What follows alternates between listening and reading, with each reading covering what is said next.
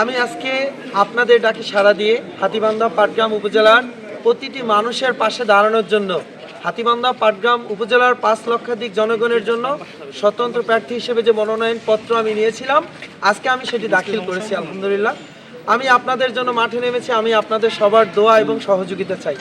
আমার স্বপ্ন একটা মানবিক, কল্যাণকর, বেকারত্বমুক্ত এবং দুর্নীতিমুক্ত বাংলাদেশ গড়ে তোলা। আর এই যাত্রাটা শুরু হবে হাতীবান্ধা পাটগ্রাম উপজেলা থেকে ইনশাআল্লাহ। আমি আমার সর্বোচ্চ দিয়ে চেষ্টা করে যাব দুই উপজেলার মানুষের জন্য কাজ করার।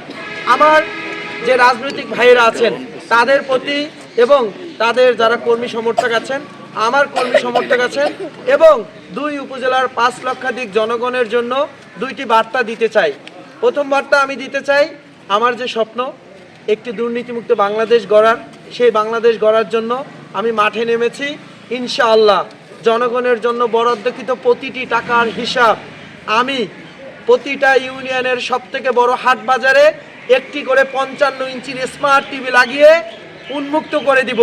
আমি এমপি হয়ে একটি টাকাও এই সমাজ রাষ্ট্রের চুরি করে খাবো না, ইনশাআল্লাহ কাউকে খাইতে দিব না।